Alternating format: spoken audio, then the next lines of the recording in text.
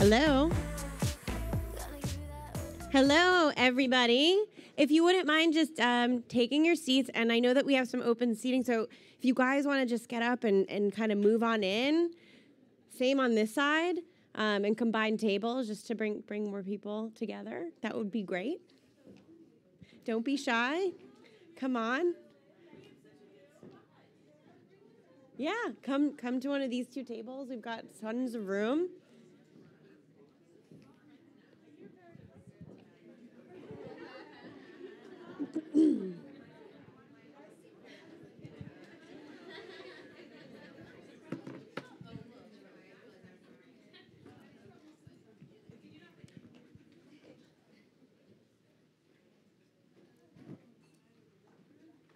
Awesome. Nice. Feels a little more intimate now. Thank you. Really appreciate it. So welcome everybody to our first event of the year. This is the Women's Marketers Empowerment Session. We're really excited to invite you here. Donnie, if you wouldn't mind going to the next slide. Thank you. So my name is Corey Fernandez, and I am both on the board of 212 NYC and also can you scroll up? Yeah, please. Yeah. Okay, sorry. I'm also on the board of 212 NYC, and I work here at Google on the platform sales team. I want to tell you a little bit about 212 NYC. We're a nonprofit volunteer organization based here in New York, and our goal is to bring digital advertising professionals together to make connections and share insights. And we have tons of programming scheduled throughout the year. Things ranging from educational events to philanthropical events. And if you've ever been to one of our 212 beach party, we have a lot of fun events too. So membership's open to anyone in the New York City area. And if you're interested in learning more, you can ask me. And then we have Mike and Frank in the room. If you'll raise your hands, you can reach out to them to find out some more information. So personally, I've been volunteering with 212 NYC for the last 9 years. For me, the organization is a community. It's been a place for networking. It's been a place for inspiration. Truly, it's given me not only access to tons of mentorship, but access to some really cool opportunities throughout my career. So, really excited that you guys are all here. And I encourage you guys to continue to come to our amazing events throughout the year. So, on behalf of 212 NYC and Google, I welcome you to our first event of the year. And boy, do we have an amazing event in store for you this evening. So last year, we had a similar interactive type of event at Facebook. It was wildly successful. We did it with Own the Room. And so this is why we're doing another event like this throughout the year. So our goal really is to help you up-level your skills, to help you with career development. And I just want to say special thanks to Waze and to Shelly Zalis. We're really excited to have you guys here. And with that, I'm going to pass this over to Emma Weisberg, the head of marketing for Waze. Oh, I'm mic'd. Yes, thank you, Corey. Can you hear me okay? Okay, wonderful. Well, thank you again, everyone, for coming. We're so excited about tonight. And as you heard, sort of one of the themes is empowerment, right? And thinking about ourselves. So I went around, talked to a lot of you, and we talked about how it's nice to have like a couple minutes to think about yourself and to think about your own career. And so often we're caught up in the day-to-day, and we don't make enough time to do that. We don't make enough time to network. So tonight is, or we're not comfortable networking, which is a combination usually of the two. So tonight's about a lot of those things, about empowerment, thinking about ourselves, networking, and about being remarkable.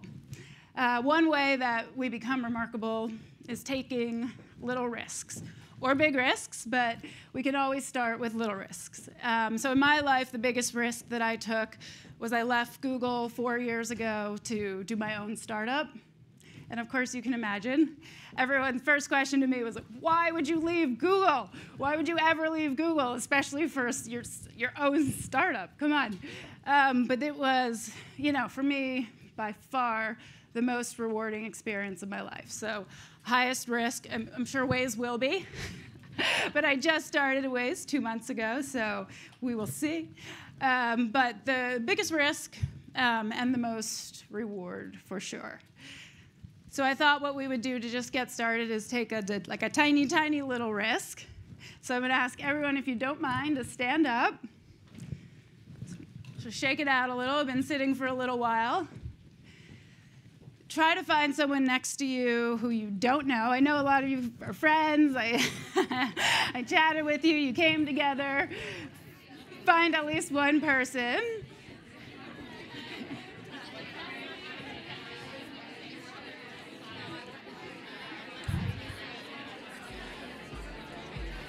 So you said it. Know you say you love me when you know you'll regret it. It's not what we did, it's what we didn't. And we've been losing time and don't know how to admit it. Okay. All right, now that you've taken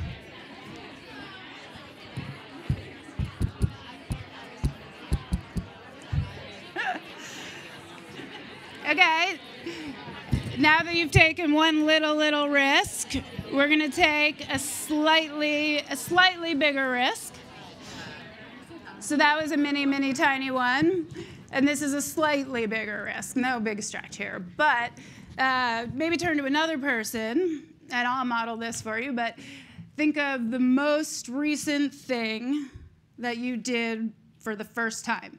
So for me, I recently took my 2 children on a 12-hour plane flight, which was a huge risk, by the way.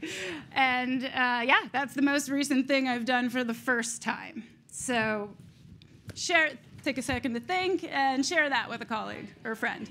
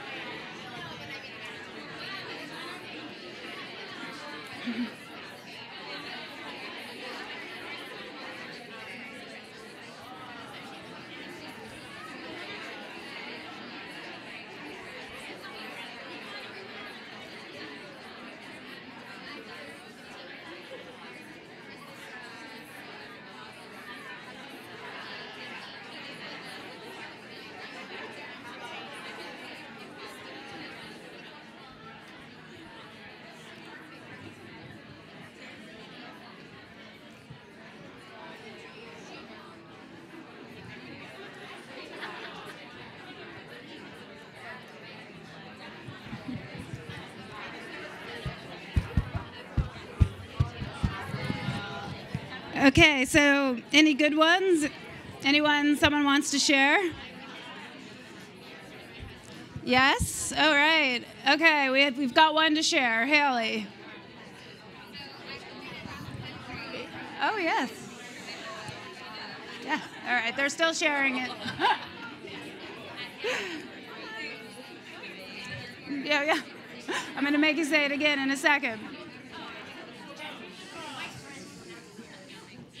All right, so wonderful. I hope we all shared something fun and interesting, but we have an example. Haley, what's the most recent thing you did for the first time? Or you haven't done it yet? I haven't done it yet, but I'm in progress. I'm moving across the country for my job. Yes. And we're very thankful for that because she's moving for Waze, so thank you, Haley. Great, you can take a seat, please. So now you know someone a little bit more intimately, and hopefully someone you didn't know already, one of the goals of tonight. I guess for me, through my startup experience, one of the things that I also got very passionate about was changing the ratio. So raise of hands, do we know the changing the ratio motto? Or yes, okay. Sheethal. What is it? Oh gosh. No, okay. So it's about changing the ratio. It can be many different kinds of ratios, but the one we're talking about specifically tonight is the female-male ratio in leadership, right? So it's not about no men, and we see lots of men here, and we're thankful that they came, so thank you. It's about equality, right? So getting to 50-50, that can be in government, it can be in corporate, it can be in leadership, it could be in our advertising industry.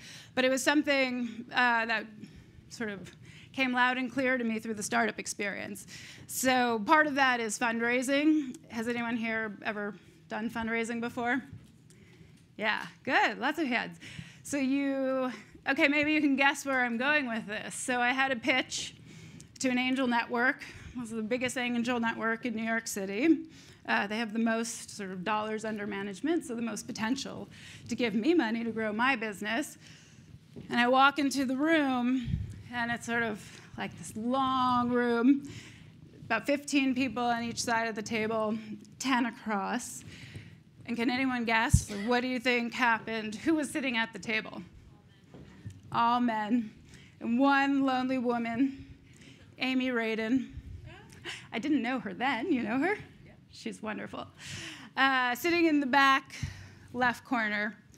So I do my pitch. I do my 7-minute, like, this is Blink Buggy. This is my company. This is why it's awesome, and this is why you should invest in me. And you leave the room. That's it. You don't. There's 5 minutes of Q&A, and that's it. And then you really don't hear anything. But what I really wanted to know was what was that conversation like, after I left the room. So I didn't know Amy, and this again is sort of part of the networking and women supporting women, but I tracked down her contact information, and I followed up with her, and I said, and my product, by the way, my business was very female focused. It was the digital baby book for today's moms. So I followed up with her and said, hey, I was that woman pitching that woman-focused business in that room of men. I just would love to hear your thoughts. And she wrote me back and she said, I'm so glad you reached out. She said, you cannot believe the conversation that happened when you left the room. And I don't mean that in a good way. She said, I was so angry because they just didn't get it. There's nothing I could say. I argued your points. They just didn't get it. And so in my mind, okay, I got other investors. I raised $1 million. It's okay. It was, it's a happy story, sort of. But that moment was so telling for me. And I thought, what would have happened if it was 50% females in that room, right? And so ratio, again, all the different kinds of ratios that we want to change. But tonight we're talking about women and women empowerment. So that was one story I wanted to share. And of course, we're so thrilled that we have Shelley here, who works and thinks about this all the time and is really an amazing leader in this space. So I just met Shelley tonight, already love her, but I wanted to let Steph and Haley talk about her because they're the ones who actually know Shelley, and we're so, so excited to get her here. Well, thank you so much, Emma, and for all of you for being here tonight. Really appreciated Emma just now sharing her whole self and all of you when you introduced yourself and sharing something that you just did that was a little risky. As a Googler and as a Wazer, I'm constantly empowered to bring my full self to work, which I feel so fortunate to be able to do. It's really empowered my own self individually, and I think has really improved the organization as well. You'll see that's going to be a big theme of tonight is bring your whole self. We're so excited to also be able to bring that to all of you and train you and empower you through our I Am Remarkable series, which Corey is going to be taking you through, as well as our other colleague, Sarah Hall, who will also be leading I Am Remarkable. And personally, I'm just so excited and thrilled to be able to have Shelley here tonight, who I've been honored to get to know over the years working in the ad community. I'm sure many of you have seen Shelly. If you haven't seen her personally speak, I'm sure you've all been touched by her. She's been at pretty much every ad trade event I've ever been to, from South by Southwest to the ANAs, so on and so forth. And I've been thrilled to be able to join her in her mission to increase gender equality and be in the room for the Girls Lounge, which is a safe space. If you haven't been, it's a safe space where I've heard people laugh and cry. I won't tell you any specific stories because it is a safe space, and anything that you share here is safe and will stay in this room. And I'm just, again, I'm so honored to have all of you, and thank you for being a part of tonight. And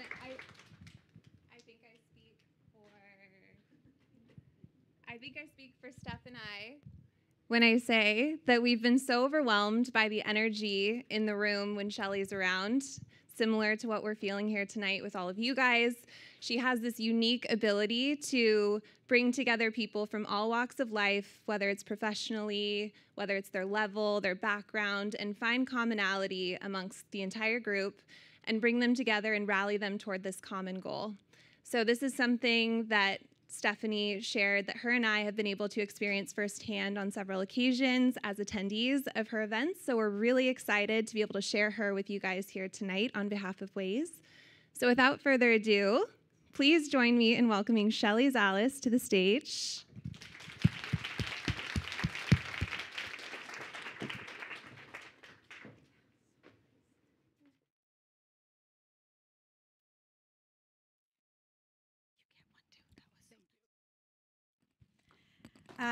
I think what we all have in common is that we all are remarkable. I think that's just our commonality. I'm remarkable, you're remarkable, you're remarkable, you're remarkable, you're remarkable. And the most important thing is we're remarkable in our own individual way. If we were all remarkable in the same way, that would be really boring. We wouldn't be learning from each other. We wouldn't grow from one another. And I think that's what makes the world go around. That's what diversity is all about, diversity of remarkable. Remarkable in each of our own individual ways. So I am so thrilled to be here today. Thank you for inviting us. And of course, whenever any of our girlfriends calls and says, could you? The answer is yes, and then it's, and what is it that you need? It is about the yes, and that's what we do for each other. We're all here for one another, for whatever we need, whenever we need it. So I put a little crazy presentation together for you, and the Girls Lounge is a safe space for all of us to be ourselves, to have authentic relationships, unplugged conversations, to be who we are, bring our best selves forward, ask each other. You want to know something? Ask her, ask her, ask her, ask her. Just ask, and we will share from our best experiences, because we certainly have been there, done that. But wisdom just doesn't come from the top pushing it down or the bottom up. It is about sharing knowledge and learning all around. And I think that's what this is all about. So I hope, I really did create this presentation for each of you. Ask whatever you want at any time you want. We'll take questions at the end. But this is about every one of you. So I tried to do a little teaser of where we are, why are we here, where are we going. But ask me anything, and to the best of my ability, I've been around the block for quite some time, I hopefully will have some answers for you. But I called this conversation today, Let's Break Some Rules. So yes, I have been the CEO of many companies. I've started and sold quite a bit of companies, and I've also been in the traditional corporate world. My nickname is Chief Troublemaker. And I do create a lot of trouble, mainly because when the rules don't make sense, are you going to follow them? Or are you going to break them? If you have a closet full of clothes and you have no hangers left, it's hard to get new stuff. Sometimes you got to get rid of the junk in the trunk to put new stuff in. That's how you continue to evolve. So I called this presentation, Let's Break Some Rules, because when you think about it, the rules in the workplace, except at companies like Google, which are new companies in the digital age that have grown up, but in traditional Fortune 500 companies, the rules were written over 100 years ago. By men, for men, because women just weren't in the workplace. And a lot of our issues are not because we consciously created these rules that don't work for all of us to rise the ranks. We're just trying to retrofit. We have legacy rules that we inherited. And if we try to just catch up, we will never catch up. So sometimes you just have to push the pause, or actually the stop button, and say, here we are, like Google, here's where we need to go, and let's write the new rules for today's modern workplace. This is the first time in history we actually have over 5 generations in the workplace. If you study trends, Gen Z coming in, interns, traditionalists moving out, but retiring later. Is it a boys' club or an old boys' club? Is it a Mad Men mentality, where just sometimes we have these legacy issues, these legacy policies, these legacy rules? Maternity leave. What's it called when 2 men have a baby together? It's not even adapted for today's modern society. Elective paternity leave. Nice. If you read Harvard Business Review, which I'm obsessed with, it actually says that men don't take elective paternity leave. Why? Because it shows a sign of weakness. And actually, if they do, and you can't make this shit up, they play more golf. It's in Harvard Business Review, and I swear by that. It's a Bible. And so what about a new policy? Mandatory parental leave. Imagine if we just are all parents. It doesn't matter who carries the baby and who pushes the baby out, or if you adopt a baby, or if you have, anyone that has a child, whenever, at whatever stage, mandatory. Maybe that'll eliminate a little of that bias, which, by the way, we all have bias. It's not just men with unconscious bias. Bias sometimes is quite conscious. I've experienced bias. You have a man, you have a woman, equally qualified, Harvard MBA, same amount of years experience, et cetera, et cetera.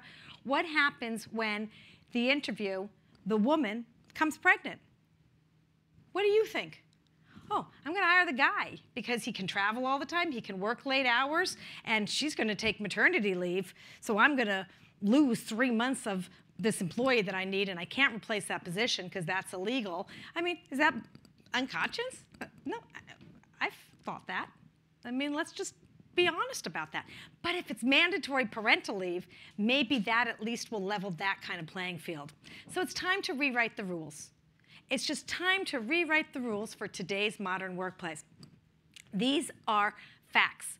Stereotypes truly create the divide of gender inequality. Stereotypes hold us back personally and professionally. A boys' club environment, it's not unconscious. Who do you want to be with? It's not someone that looks like you. It's someone that acts like you. Who do you want to go on a trip with? Someone that's going to go to the bar and watch football and drink beer, or someone that in their free time might want to just relax and go to a cafe and have tea? Think about it. This is really crazy, the blue versus pink phenomenon. This is truly remarkable. Did you know that pink was originally for boys because it was the stronger color, and blue for girls because it was the softer color? It was only until the 1940s that that changed. But when you ask some basic questions, who's most qualified for high-stake projects? A man. Who's most qualified to do a massive reorganization? A man. Who's most qualified to throw an event? A woman. Stereotypes. Are those true? Of course not. Not true. And so one of the things that we must do is unlock the unstereotyped mindset. Acknowledge, be conscious of the fact that we all have these stereotypes, and it will hold us back in all the decisions that we make. We say that diversity is good for business. We share this information all the time. So if diversity is good for business, why the heck are we going backwards?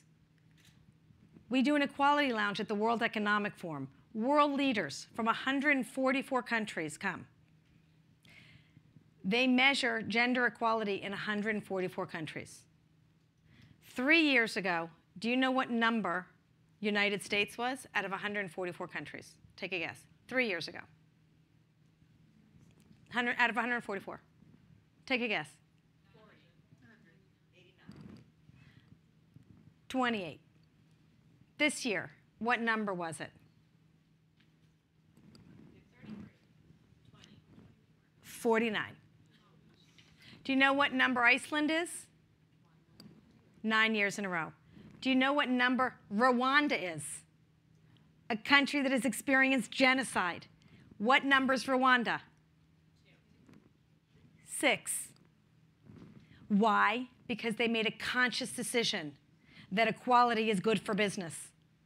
Not only for innovation, not only for collaboration, but most importantly, for bottom line business performance.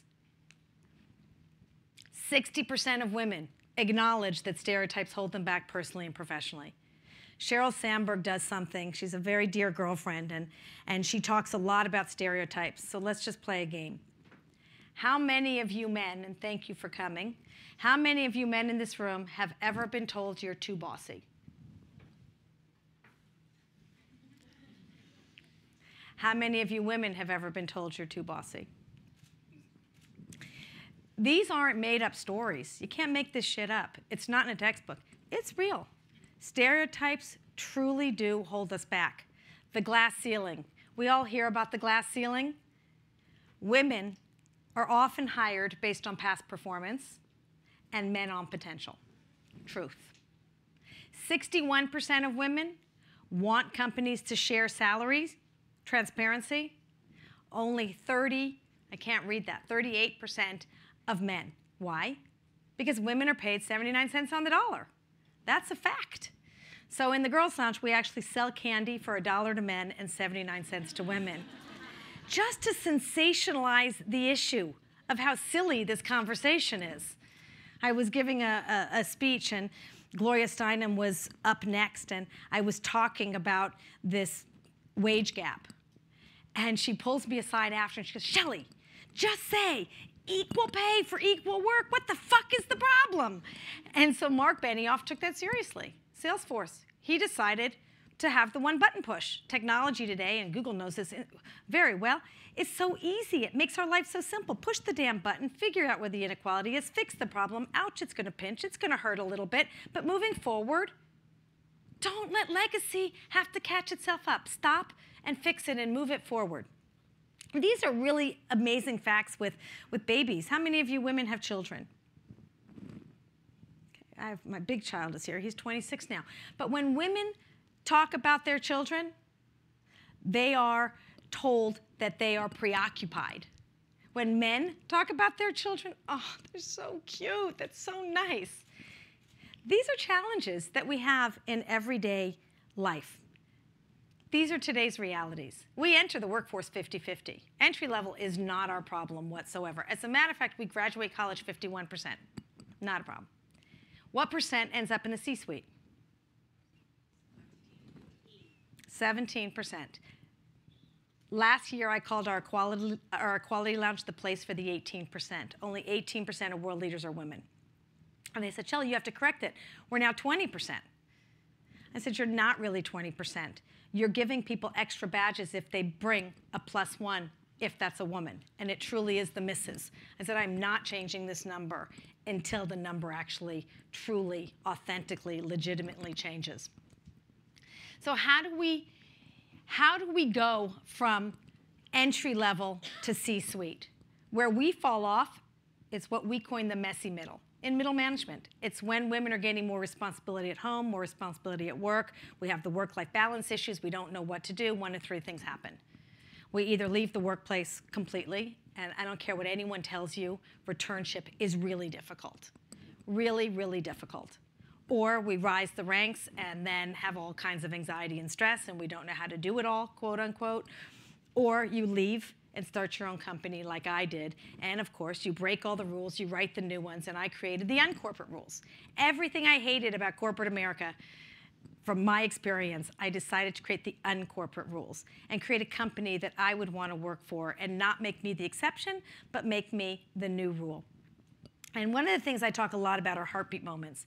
You always hear people say, oh, I had an aha moment. An aha moment is a cognitive moment. It's when your brain makes you rationalize a decision. Like, should I do this? Should I not do that? Well, and then you justify and you go through all the. A heartbeat is a behavioral, it's an emotional moment. Your heart is doing this. It tells you what you need to do. If you don't follow your heart, you're going to be in really big trouble. And so my whole career, right or wrong, I did not think about what I needed to do. I felt what I needed to do.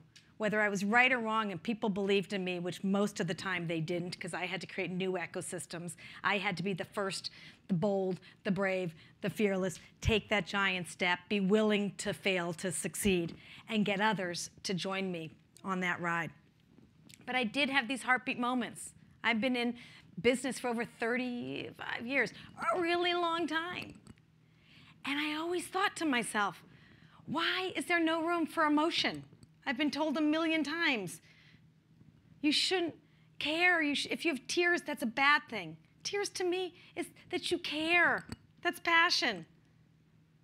When people tell me don't bring emotion to the boardroom, what did I do? I wrote a speech and presented it in front of 1,000 world leaders saying, bring emotion to the boardroom.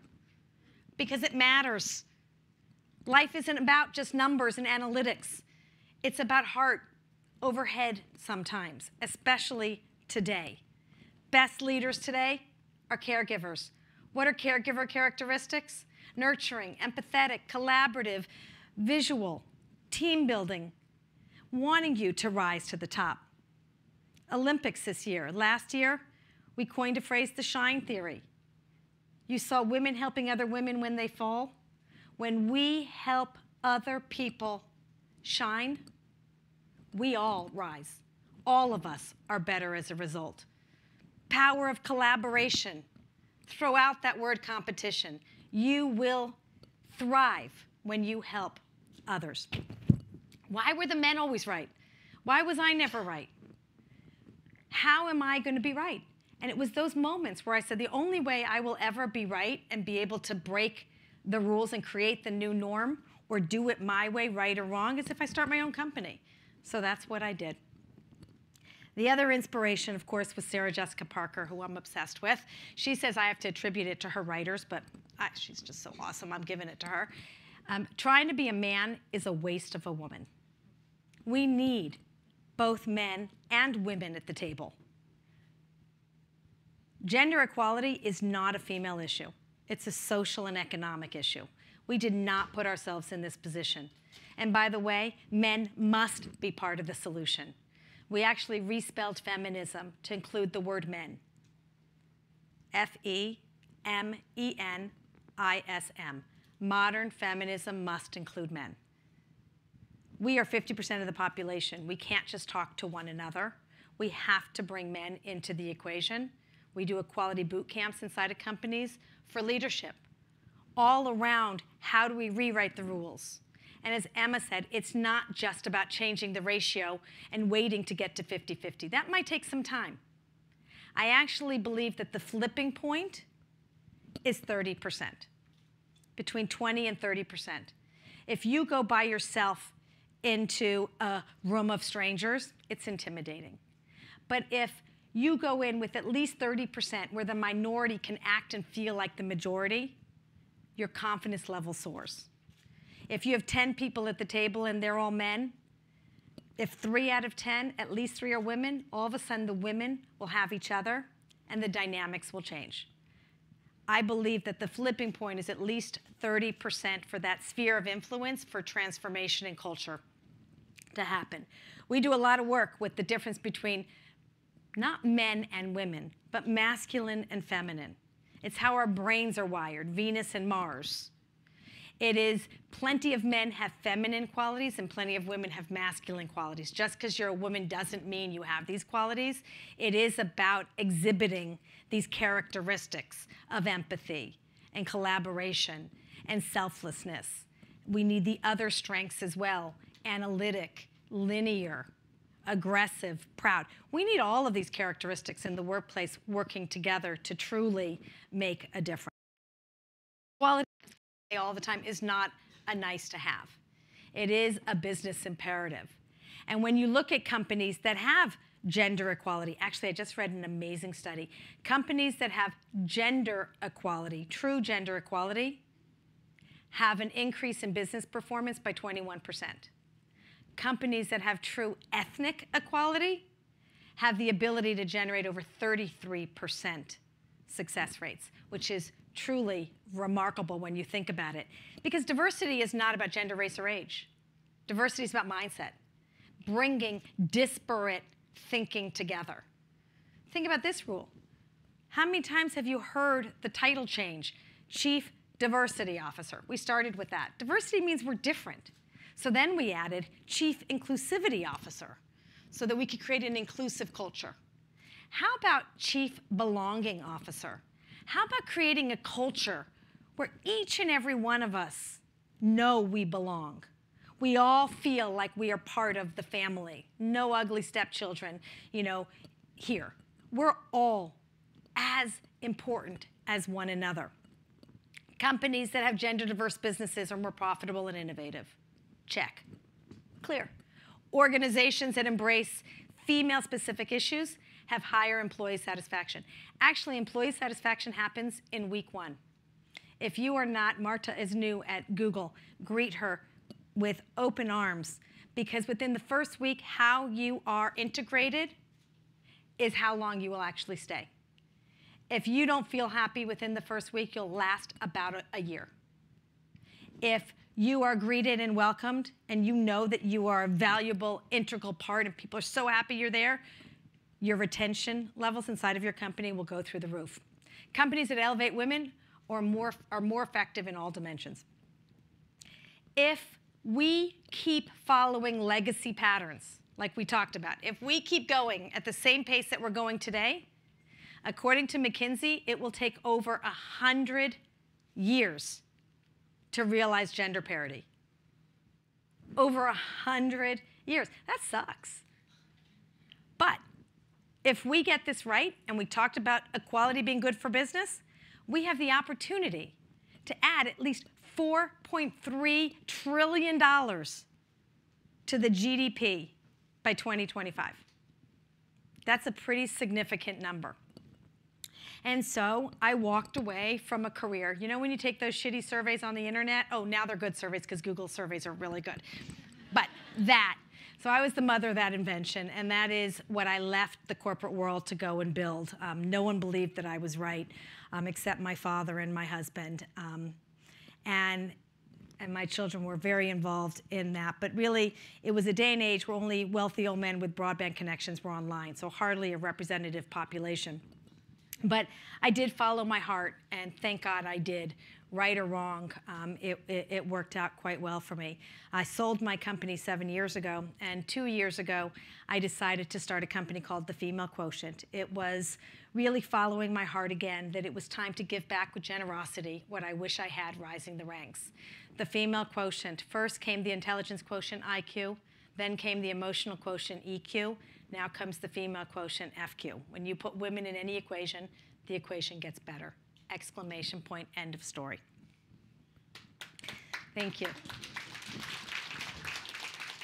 Katharine Hepburn says this so right, and this gave me permission.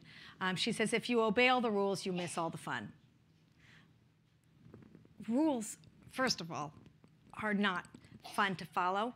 But if they're ones that you know help you be your best self, that's awesome.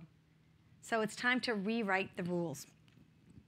And we can keep talking about female empowerment and being our best selves and all of those kinds of things. But if you get into the workplace then, totally empowered, oh my God, I'm going to thrive, I'm going to get to the top, I have role models, and NBC is doing an amazing thing for the Olympics with us with hashtag See Her, and we'll talk about that, so thank you. If you can see her, you can be her. I can see her in these roles. I can be her in these roles. But if the workplace rules don't evolve, it doesn't matter how successful you are in your own minds, or as your mother tells you you are, or as your girlfriends support you, if we don't have a workplace environment that has a culture of care that allows us all to be our best selves. It's not just about attracting the best talent, it's also about retaining the best talent and making sure that we push through the messy middle. Ariana Huffington, a very dear friend, we were in Davos last year at the World Economic Forum, and she says, I don't understand why we do exit interviews. It's too late. Our employees are gone. Of course, Ariana, you're so right. Never thought of that. She says, why don't we do entry interviews? So we started thinking about that. What if we do life stage interviews? At every stage of our life, we have different challenges and different needs. How nice is that when companies accommodate us with flex schedules and working from home? And just be tolerant of that while I'm going through this period of my life, so then when I get to the next one, I can bring my best and whole self to the workplace. That's when we truly have satisfaction at the office. So we put something together called the Modern Guide to Equality, where we interview leaders in corporations, Fortune 500 companies, share the good, bad, and the ugly, case studies. How are you closing the wage gap? How are you creating diversity at the table at every level? How are you creating a structure where you have diversity with your vendors and supplier chain? Or using your money, money talks. I'm not going to use you, supplier, unless you have diversity in your workforce. The Girl Scouts, I don't know what number this is, so don't quote me on this. But I think they told me they spend a ridiculous $1 billion with vendors, a lot of money. They sell a lot of cookies. And they have what they decided was, we empower girls. We don't want to work with vendors anymore that don't employ diversity. So they use their money. And now in their RFPs, when they look for vendors, if they don't have diversity at the table, they pull their business. Money talks. And so we started the Girls Lounge. What if we had a place where women can connect with other women? There is a boys club. Why not have a girls' lounge? People ask me all the time, why don't we call it the Women's Lounge? And I say, you know, women at the top in the corporate world have historically been so competitive with one another because there's such a scarcity of jobs. In the social world, the difference between girls and women is age or life stage. But why can't we be girls? Go back to those day and age where we were bold and brave and girlfriends and supporting one another. And so, let's call it the Girls Lounge. Let's be who we are. The Ladies Lounge sounded like a bathroom, so the Girls Lounge won. We went from a moment to a movement. We started a few years ago when I wanted to go to CES, the Consumer Electronics Show in technology. It was quite intimidating. In the research world, I know everyone, no problem. But to go to a technology show with 150,000 people where less than 5% were women, A, it wouldn't be fun. B, it would be lonely. C, scary. And you know, I just didn't want to do it. Not going to happen. So what did I do? I called 5 girlfriends. I said, let's go walk the floor together. And if you know other women that are going, invite them. 24 hours later, 50 women showed up. 2 remarkable things happened. We walked that floor. Every guy's head turned. Where the heck did all you women come from? It's when we coined the phrase, a woman alone is power.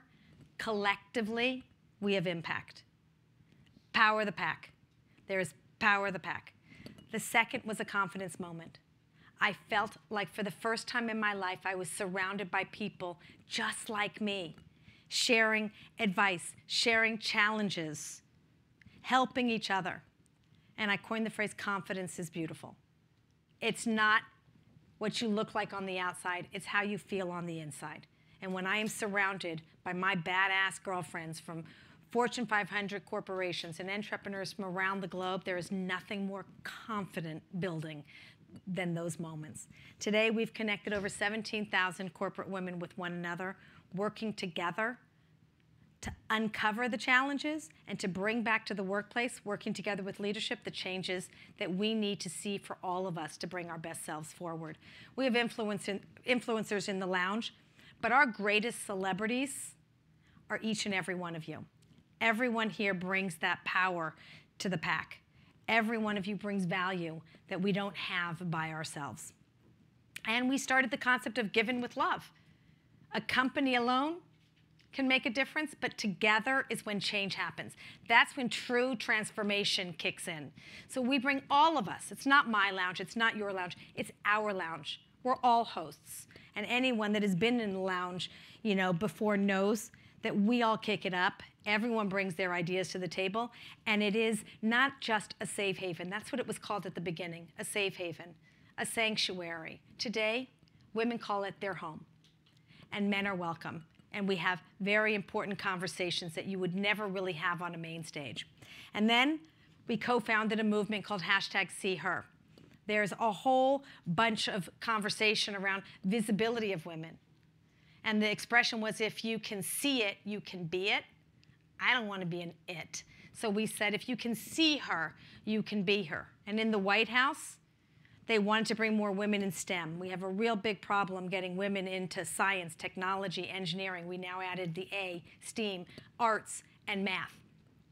And so we were talking to the chief technology officer, and we did a lot of work with Michelle Obama, and we thought, wow, let's start this movement, See Her, and get media and entertainment to portray girls and women in an accurate and realistic way.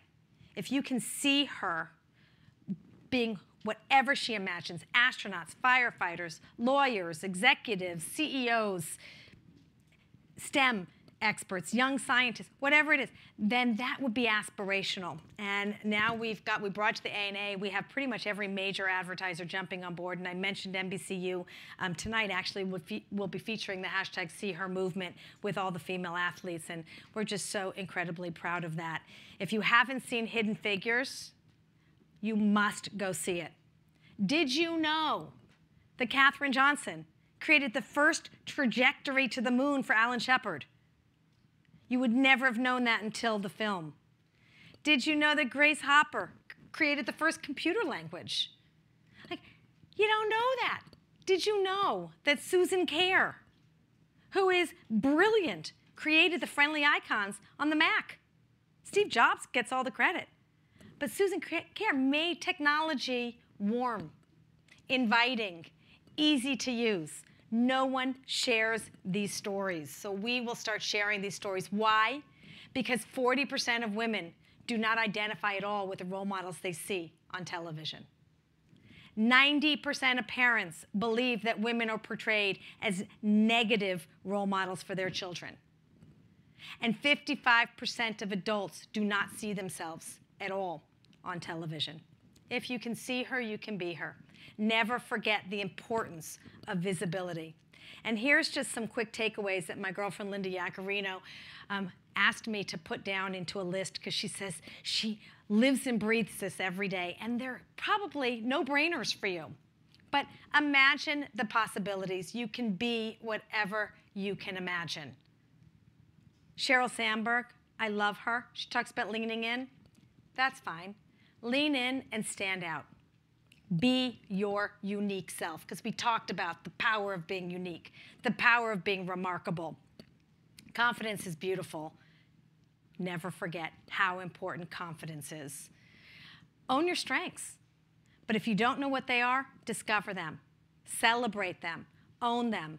Find others around you to complement your strengths. And then my girlfriend Wendy Clark. You have that voice in your head, Marta, we've experienced this, that tells you you can't do this, you can't do that. If there's a requirement that you have to do 10 out of 10 things, a guy, if they could do 6 out of 10, they're like, yep, I got this. If a woman can't do 10 out of 10, she says, I'm not qualified. We've all been there. Wendy Clark says, shut that bitch up in your head. Just shut her up. Ariana says, it's an obnoxious roommate. Embrace the power of collaboration. Collaboration will win over, I was going to say Trump, over competition every single time. Just ask. If I didn't just ask, I would not be where I am today. The worst thing that could happen is a no. The best thing that could happen is a yes. Go for the yes. Be bold. You all hear about that. Be brave. Be fearless. It's not that bad. Shatter the fucking glass. It's achievable, it's doable, it's possible. Confidence is beautiful. But most importantly, when purpose meets passion, we're each and every one of us unstoppable. I just want to give you guys the opportunity to ask questions. Thank you so much for being here today. I really appreciate it, and I hope that I get to know everybody. So the way to find us is come to the Girls Lounge, or follow us and send us notes along our journey. But I hope that you do come and spend some time with us. So thank you so much.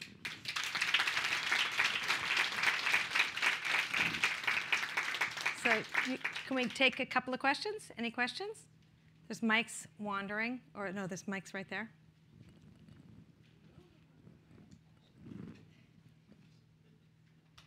Okay, no questions. Thank you so much. Oh.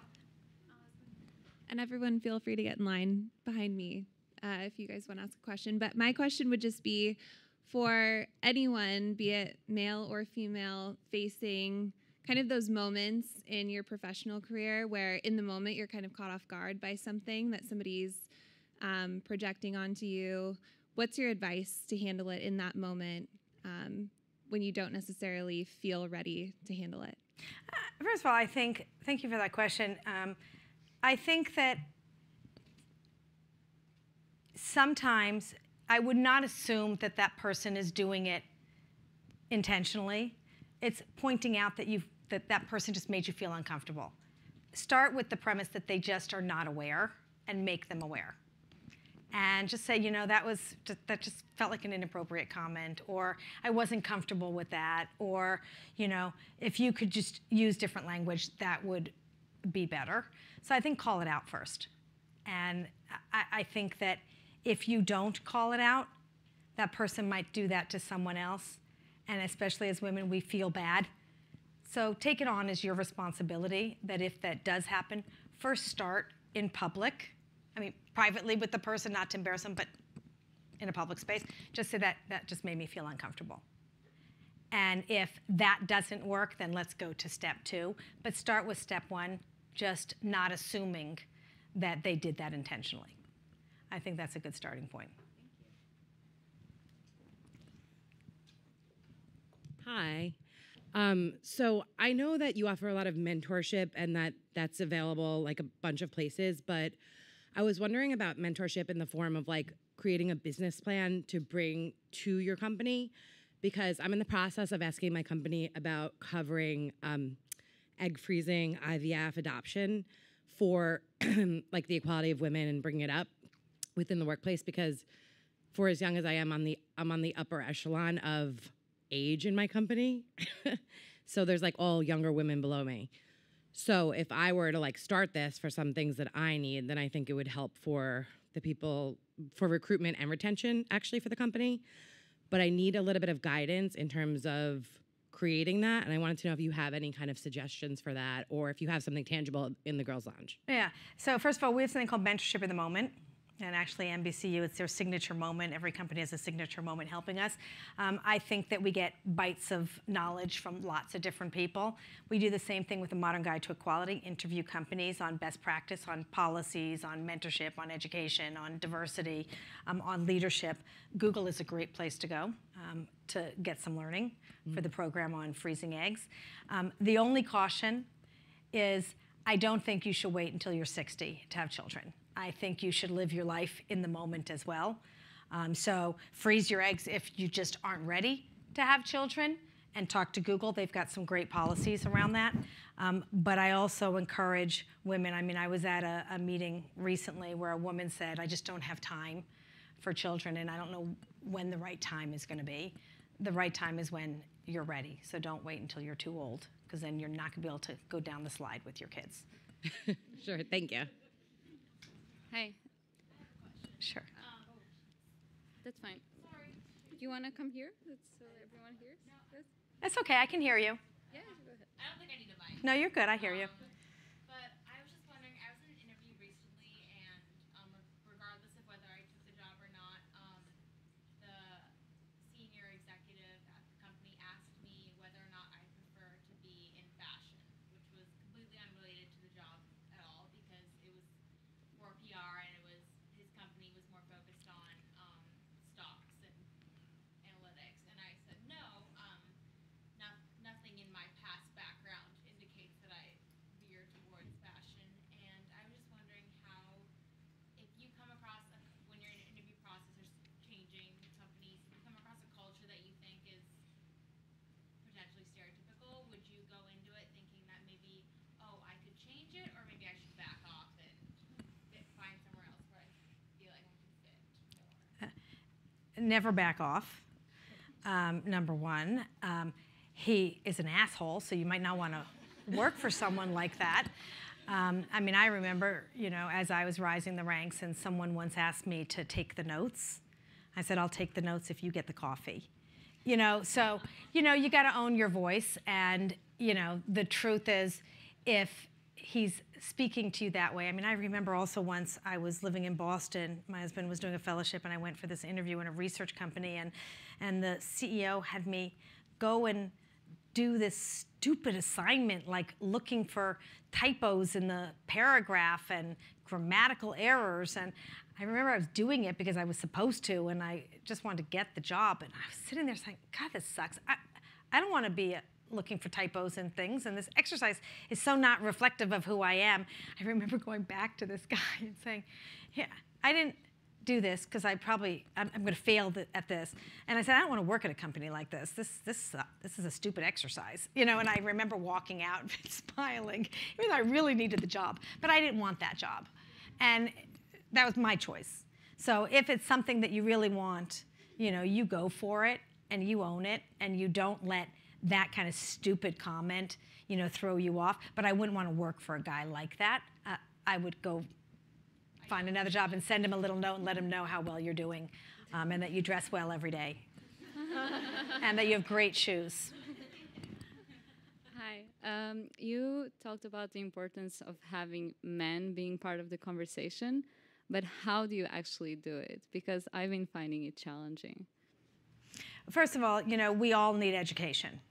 You know, women need education on hypersensitivities and how we can find our voice and how we can, you know, all that. And by the way, we don't need to be trained just to be nice. You can also be trained on how to talk about money and power, which are really important characteristics to learn, you know, at every level. And men need to be trained, like I said, on, you know, the right ways of, like right now, I think Sheryl Sandberg just did a study that says 50% of men don't even want to work with women because they're afraid of saying or doing the wrong thing, and once accused, you're done. So I think that men also need training on how to interact with women and help promote them. You know, it's very hard to relate to certain issues if you've never experienced them. You know, if I say, oh, I've been interrupted and that really hurts my feelings, the guy's like, what? Because he's never been interrupted. It's hard to have empathy for something that you've never experienced. And so I'm actually doing empathy training now. It's so not textbook. I don't even know. I can't even make this shit up. I'm just kind of, we're going along with the flow of making everyone be more conscious of their unconscious, making the unconscious mind surface, and doing empathy training. Try to put yourself in someone else's shoes. So I'm doing an exercise in a boot camp right now where I have shoes outside the door. Everyone has to put on a pair of shoes, and they're going to come in and read a story of who was in these shoes and then tell their own story. Everyone has a story. So I think we do need to do some training that is not textbook. It's just called life, and it's more emotional, and it's more empathy kind of training. You know, when you were in middle school, we were all taught, you know, about behavior. If you were in the playground and you hit somebody, you were called to the principal's office. You were either suspended or expelled, depending on what you did. So, you know, we do need to relearn the golden rule of respect for one another, and we need to bring that back to the workplace. Thanks. Hi. So this relates to what you were talking about before, and I'm in a situation right now. I run a sales team. And I have the ability, my team is about to close a monster deal, like game-changing for the company, and we're about to go present to their headquarters in Switzerland. And the question becomes, well, who's going to the meeting? I should go to the meeting because, frankly, I'm a better seller, and it's my team, it's my meeting, and I should be out there closing that deal. But guess what? My white old boss is going to resonate better, and I want to win the deal. So I feel stuck, and my company's like, do whatever you want to do. You're amazing, do it. But I know that when push comes to shove, they are going to react better. The group of old men in the European headquarters are going to react better to my old boss. So what you were saying before about, you know, men make the rules for men. So what do? Do I have the ability to say, no, it changes now, and I'm going to that meeting. But then I also have the unfortunate situation where maybe he could close the deal quicker and better and bigger. Okay, so it's like, number one, you have that voice in your head, so shut that bitch up. Let's just get to it, number one. Number two, you're going to that meeting. Why? What do you think the young women that work for you are going to think? Shame on you. If you can see her, you can be her. That's you. So let me tell you something. When I was 26 years old, I was the best business development person in the world. There was no one better than me. And I was told I wanted Procter & Gamble. There was nothing I wanted more than Procter & Gamble. When you're in market research, you have norms and databases, and companies work for the same company for years and years, and they never switch because we all do the same thing, every research company, just with a twist, right? And so they told my bosses, my male boss, my male boss, my male boss, all white men, all said to me, well, you have to wait for the right time. What's the right time? Like God's going to knock on my head and say, it's now the right time to go talk to Procter & Gamble. And so the nect day, coincidence, no such thing as coincidence, God was watching over me, I was sitting on a panel giving a speech next to the head of research for Procter & Gamble. Like, perfect. I'm in the research business. That's the client. And he's like God. He was like the celebrity that everyone was afraid to talk to. And so I'm whispering, and my bosses are all in the front row, all anxious, and I get off the stage, and they're like, what did you talk to him about? I said, I just wanted to know when the right time was. So I asked him, because you told me there's a right time. And I said, so Larry, when's the right time for my company to come and pitch you our business? And he said, next week. I said, awesome. So we're going to Procter next week, is what I told my bosses. And like, great, Paul's going to go, John's going to go, Ringo's going to go, and Star's going to go. And I'm like, what about Shelley? And like, it's a male, and it was a really male-dominated world. And I said, great. If I'm not going, I'm going to cancel the meeting. Knock yourself out. I had to find my voice because no one was giving it to me. And guess what? I killed it. And had I not have gone, I wouldn't have known. Yeah. I brought in a $30 million deal. I owned it. I was scared out of my wits' end talking to these assholes. But you know what? Thank God I did. And you know what? That's why now I'm giving you this advice. Because if you don't go, shame on you. You own that. And you bring it home. And you find your voice. And you get that yes. And then you share it. And you say to these guys, it's a good thing I sent myself.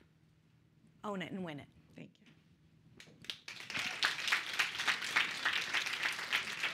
Okay, we're going to have to stop questions, but thank you, Shelley, so much. We're going to jump into the workshop portion of the event tonight. But let's hear it one more time for Shelley.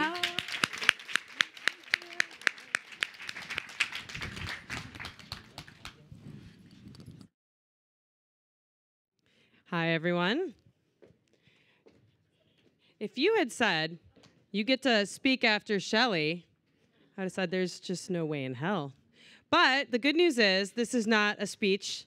I'm not going to be telling you amazing anecdotes. Hopefully you've got a lot of great inspiration. We're actually going to try and figure out what next.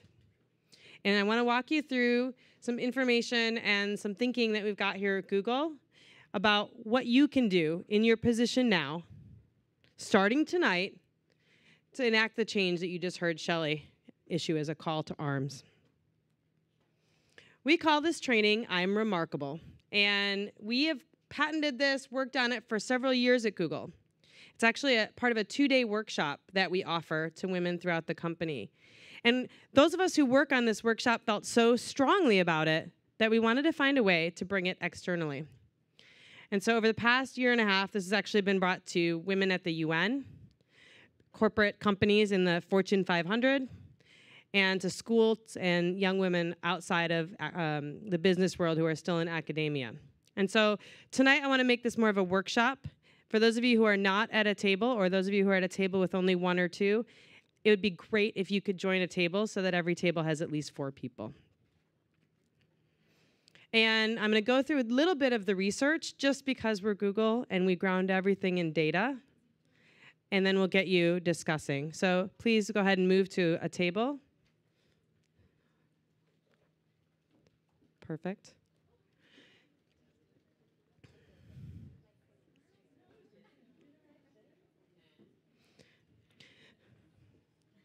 So the goal of this, with the hashtag I'm Remarkable, is to help create not just a safe space or a girls' lounge, but also activities, actions, and core takeaways that will help women and other underrepresented groups speak about their accomplishments and their achievements and their strengths, both in the workplace and beyond. It's very, very common for women to feel uncomfortable talking about their achievements or sharing their unique perspective. Raise your hand if you've ever been on a team where you're the only person like you, the only woman, the only person with kids, the youngest person. Maybe you're in a remote office. This whole initiative started because Google looked at research and found that anytime someone is in a minority within a group, they're less likely to feel comfortable. They feel like a fraud. Have you heard the term imposter syndrome? It's when you really don't feel like you've earned the right to be there. And what's kind of amazing is even here at Google, I lead these workshops, 9 out of 10 people will raise their hand and say, I don't feel like I belong here. If 90% of Googlers don't feel like they belong at Google, we're doing something wrong as a culture. So this is our step in helping all of you understand, and hopefully some of you will be interested in working with us, taking this out to your companies, how we can enact small change that will make things better.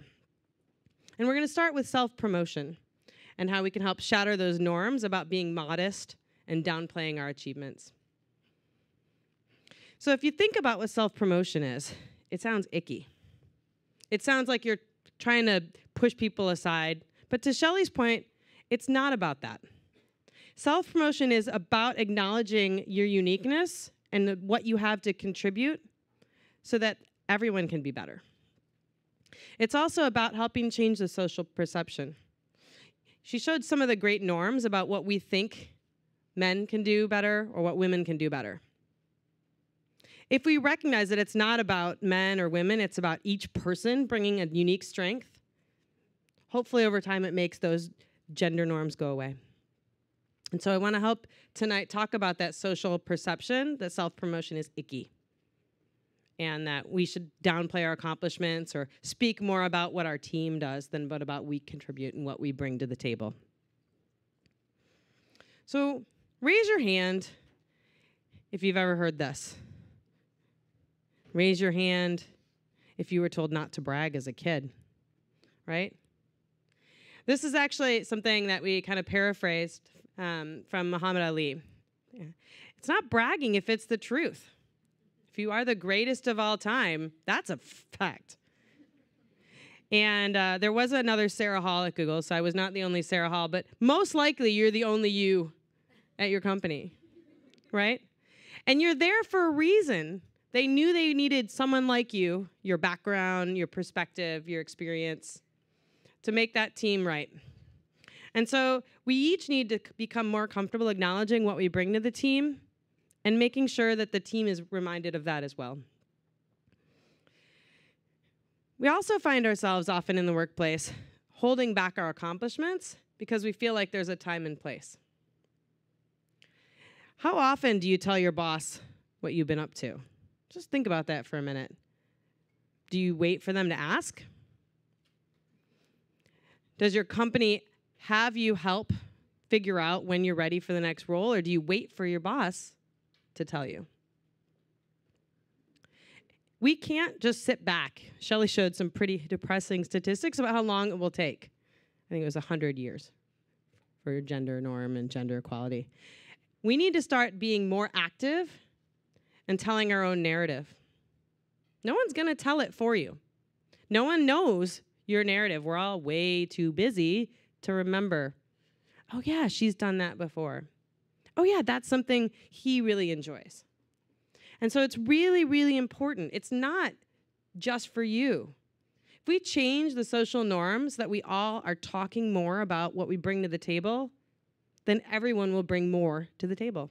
There'll be more for everyone. In fact, what we've realized is if you don't promote yourself, you will not move ahead.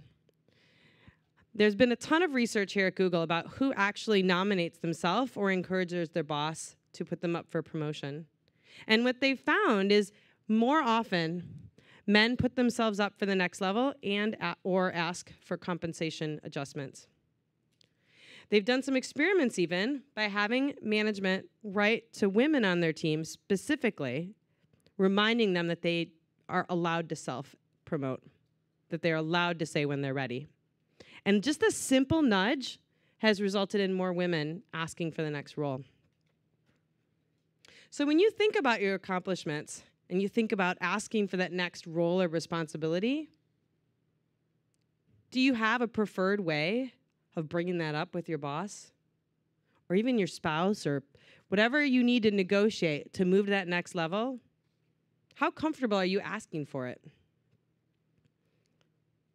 The research found, unfortunately, that we probably hold ourselves back because we find women and men who promote themselves to be less socially desirable, more aggressive, and less hireable. Even in an interview, we tend to downgrade people who talk about their accomplishments. We'd rather ask them than have an open question and let them tell us. So whether you're a C-level executive and you can make a lot of the changes that we talked about or that Shelley called for, or whether you're someone that's interviewing really junior people, there are ways that you can encourage people to bring all of their accomplishments to the front. We've even started looking at job descriptions at Google. And we found that if it's a checklist, men are more likely, as Shelley said, to kind of make sure they want the job, but they don't really worry about checking those all off, and women do. And so we're much more likely to get women candidates comfortable applying if we tell a narrative in sentences about what the job needs to achieve, as opposed to what background or accomplishments in the past the person needs to have. Does this resonate with you? Do you feel like women are not as good at promoting themselves? I feel like we haven't been told not to brag since we were kids, and yet we all retained that, right? And so, a couple more points about the effect of it is that we looked at how often women apply for a job, and Shelley mentioned this too. We don't do it when we think about the characteristics if we haven't already done them. But realistically, like, who wants a job if you've already done it? What we should be doing is looking at it like men are more likely to. Is that the job I want? Are those the responsibilities I would like to have? And then backing into why we think we can do it. And stop holding ourselves back and looking more at how our past behavior could be an indicator of our future accomplishment in that role. And the last thing I wanted to point out is that, unfortunately, not only do we look at people who self-promote negatively, but we also look at people who are different from the rest of the team or who don't fit in as perhaps having gotten lucky. If we don't hear from people about their accomplishments and their background and their achievements, we tend to look at anyone who's an outlier as not being fully on that team based on their characteristics. And so it's so important to make sure that not only we speak about our own accomplishments, but we also make sure we recognize and give space for others to explain their accomplishments, their background, their achievements, so that we understand fully what they bring to the table. And it has huge, huge impact on how well companies do. We mentioned that it's extremely important from a financial perspective, and that's because products are better, they better resonate in the market, you get better usage, and that leads to better profits. And it even resonates at the highest levels, where boards with women and diverse candidates have better performance on the public exchanges. So we want to exercise a little bit the same way you'd exercise at the gym or lift some muscles. The more that you talk about what you need to achieve and how you can get there based on your background, the better you can contribute to that organization's flexibility. So we're going to ask you to open those cool little Waze notebooks now. Or if you have a notebook, go ahead and grab it. Yes. So go ahead and open up those notebooks and take your pen.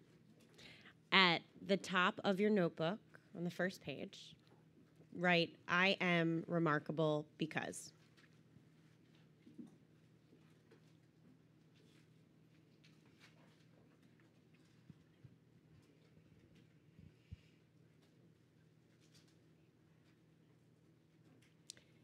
So we're going to spend the next couple minutes filling out why you're remarkable. Think about reasons professionally and personally why you're remarkable. And kind of, it's a journaling exercise. So go freestyle. There's no right or wrong answers. Just talk about why you're remarkable. So So can we get some music, please? I'll give you a little jam sesh too. So how did that make you guys feel? How did it feel to start writing down something that you're like, that makes you unique, something that's personal to you, something you're proud of? Anybody? Awkward. Yeah, it's hard, for sure. It feels uncomfortable. It feels unnatural. So we're actually going to do something else. At your tables, pick something that you wrote down that you're proud of, both professionally and personally, and go around the table and share it. So something like, for example, my name is Corey Fernandez, and I am remarkable because this evening I put on this event, and I connected both 212 NYC and Google to put on this awesome event. So I am remarkable. Now it's your turn.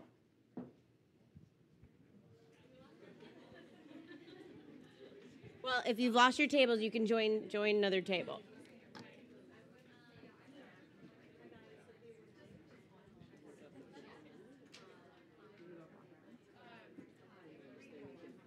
Okay, good.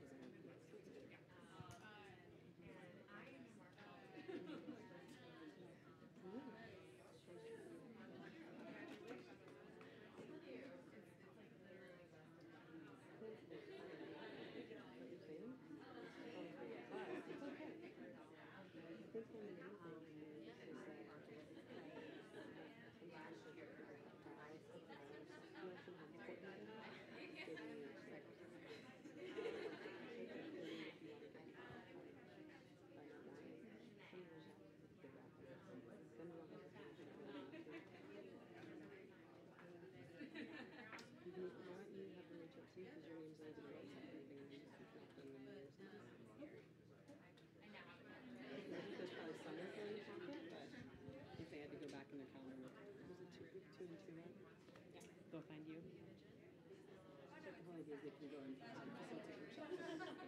Awesome. We got some leads out of this.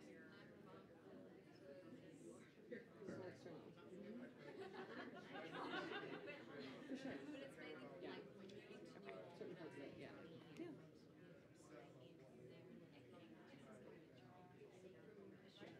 We could do a swag bag. That's a good one. Want to do that? And then we do that? How did that feel? Then who wants to share one? Yeah. Stephanie's right. All right. I'll go tell her what you're about to do. Let me do that? To get the swag ready.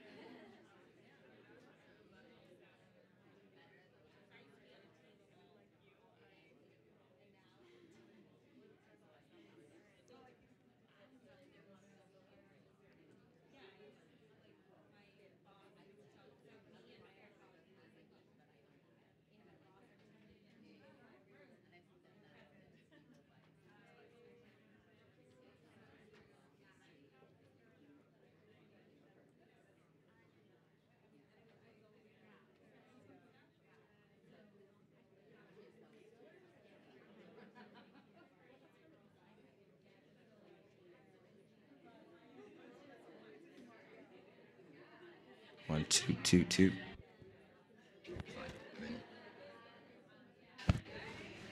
want to try it? Hello. There you go. Don't let them hide. Just like that.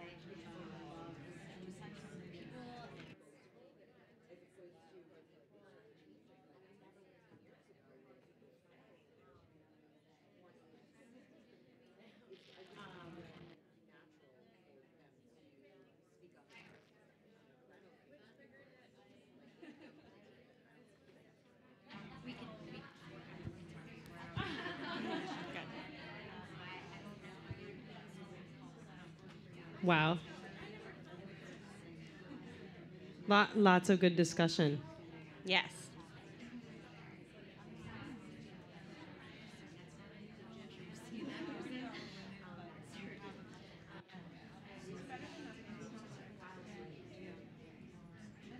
So,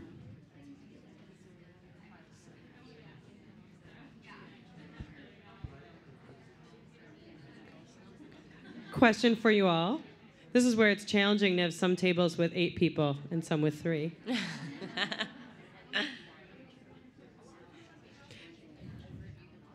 How did that feel? Sharing it out loud.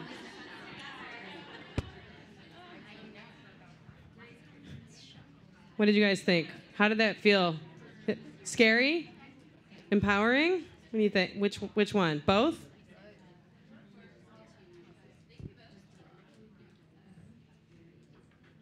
I'm glad some people found some good new friends here, which is awesome. How did that feel for you guys? They're still sharing. They're still on it. Still on it. So, here's the big challenge of the night, and there is Waze swag for you at stake. Is anyone willing to stand up and share why they're remarkable? Oh, girl, come on up. Here you go.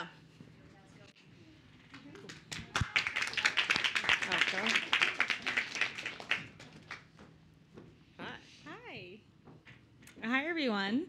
My name's Taslima. I work with a group of amazing ladies over there from Publicis Media. So I used to work on an all-male team. So they were all men. And even though me and my colleagues, we were at the same level, I was always the one asked to order food, book rooms, and take notes at every single meeting. And it was always like, hey, can you do that, please? Can you just take notes? Or they'll look around the room like, Taz, you got it, right? I'm like, yeah, okay, like, what am I gonna say? So this built up. I let it go on because I didn't want to be defiant. I didn't want to look like I'm complaining. So there came a moment that I was just like, you know what, why the hell am I doing this? Like, I have more work on my plate on top of everything else, and then I have to do all this admin stuff because my men colleagues don't want to do it. So it came to a point that I actually stood up for myself. I was telling them, I'm pretty extreme, so I just went and I was like, you know what, I'm not doing this anymore. This needs to change or I'm resigning. I'm leaving. So it got to a point that the higher level, like presidents and all that stuff, they actually convinced me to stay and they apologized and put me in a position that I basically have my dream job right now. So that's why I'm remarkable. I stood up for myself finally. Thank you. That's awesome. Corey has some awesome Waze swag for you. Can we get another person to tell us their story? Oh, awesome. No, you have to take a mic because that's part of the fun. Okay.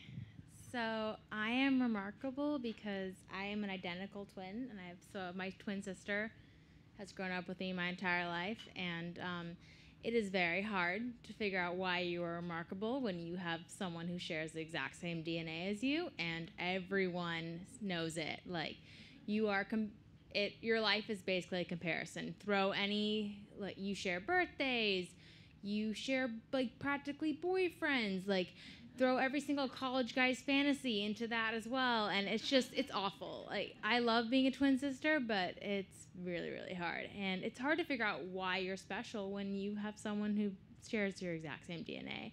And I finally figured it out. I mean, we have to move across continents, so now we're no longer together, but I think the journey to figure out why I was remarkable was really special, and it's hard because we're separated, but both doing our own thing, and I realized why I'm special. So we're very different, though. Like, I swear to God, we're very, very different, but not everyone sees it. So, yeah.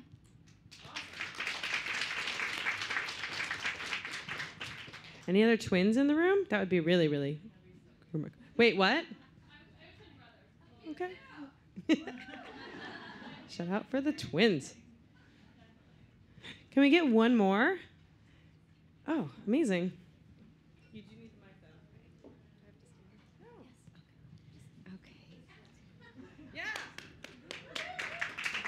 Maybe I'll keep those off.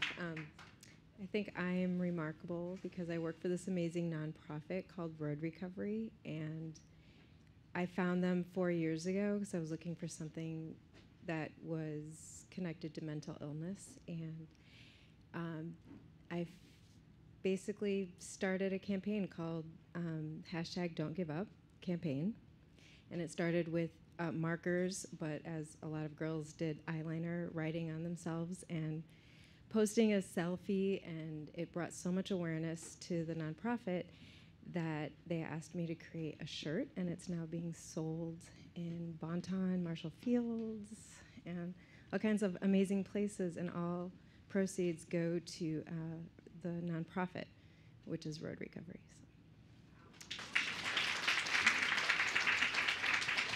Very cool. I wanted to thank you guys for sharing that. I didn't know we'd get volunteers, and it was that challenging. We are going to wrap just because I think it's time for our amazing event staff to help us close down. But I wanted to let you know that the amazing thing that Google's done in packaging up this research is also that they want it to be shared widely. And so if you think the folks at your organization, the women, the minorities, the allies, would be interested in getting more research, we've left a literature review on each table. There's also information in the packet. You can grab me afterward or reach out to Corey, whose name is all over the event website. We would love to work with your organization to help change the stigma around self-promotion and help remind people of all types to bring their full selves, their backgrounds, and their accomplishments into the workplace to create a better, more diverse, more remarkable workplace for everyone. Thank you so much for coming tonight on behalf of Google, Waze, and 2 and 2. Let's get a round of applause.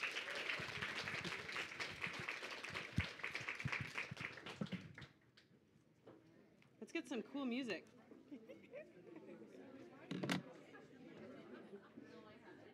Did you want to roll that video going out?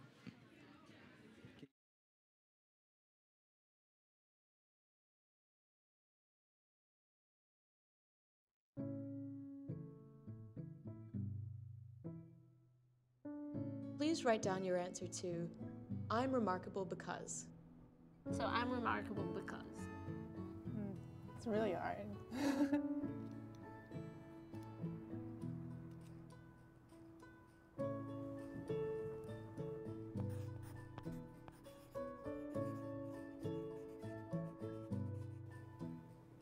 Okay, I'm done.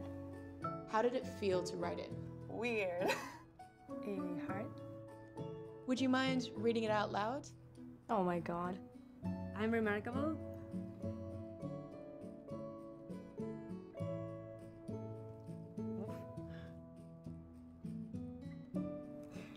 I'm remarkable because all the kids that I have taught actually love me and they still remember me till this day. After I turned 40, for the first time in my life, I also tried things that I'm not very good at. I can rhyme really well, but don't ask me to right now. I'm funny.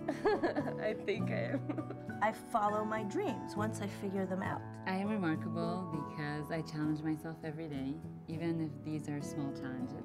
Because I want my life to have meaning.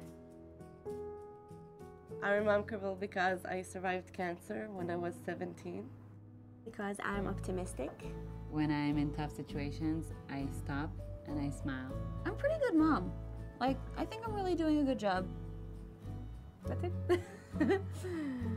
So how did it feel to say it out loud? It felt kind of nice to say it out loud. Pretty good. I think it's easier to say why we're not doing that well, to criticize ourselves.